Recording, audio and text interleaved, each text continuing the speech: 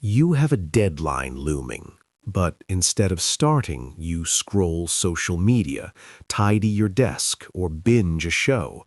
The task isn't hard, yet resistance builds like a wall. Hours slip by, guilt mounts, and suddenly it's crunch time, adrenaline-fueled frenzy to finish. Why do some of us chronically delay, even when we know better? What's firing in the brain and body when procrastination overrides productivity, turning later into a lifestyle? Tonight, we're unpacking the psychology and physiology of habitual procrastinators. It's not laziness, it's a sly symphony of reward circuits, stress evasion, and evolutionary echoes that favor now over next. Start with the spark of avoidance. A task appears, and your prefrontal cortex, the executive planner, flags it as effortful. But the limbic system, craving instant gratification, hijacks. The nucleus accumbens anticipates dopamine from easy distractions, not distant completion. For procrastinators, this reward sensitivity is skewed. Immediate hits from scrolling trump future payoffs. Physiologically, delaying spikes a quick oxytocin-dopamine blend for relief, calming the sympathetic nervous system. Heart rate steadies, tension eases. It's a hack. The brain learns avoidance equals comfort, wiring it into the basal ganglia as default. Each postponement reinforces the loop, with cortisol dipping temporarily until deadline dread rebuilds it higher. Behold the emotion evaders. These types dodge tasks tied to discomfort, fear of failure, boredom, or overwhelm. Often from upbringings where effort met criticism, their amygdala overreacts to potential setbacks, triggering fight or flight light, subtle adrenaline, sweaty palms. Procrastination becomes fawn-like per polyvagal theory, a vagus nerve dip into dorsal shutdown, where inaction feels safer than risk. Physiologically, this sustains low norepinephrine for focus, with serotonin imbalances making starts feel Herculean. Ever cleaned the house instead of writing that report? That's your body choosing neutral numbness over emotional exposure, HPA axis on simmer to avoid full stress blasts. Then the perfectionist postponers. For them, delay isn't avoidance, it's preparation paralysis. The anterior cingulate cortex, error-phobic, demands ideal conditions.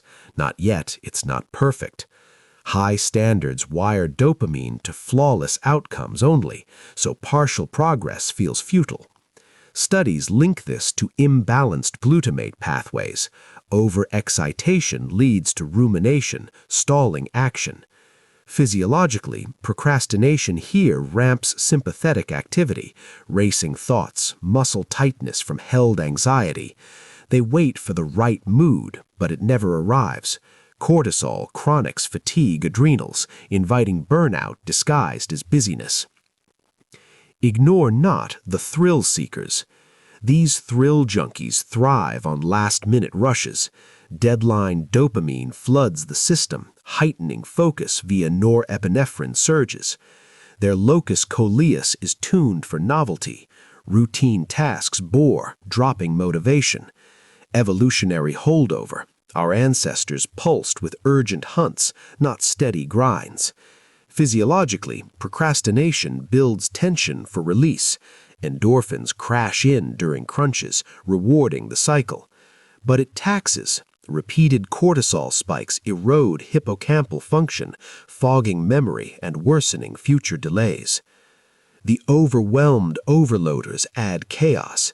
With executive function glitches, perhaps from ADHD traits, their dorsolateral prefrontal cortex struggles to prioritize. Tasks fractalize into subtasks, paralyzing.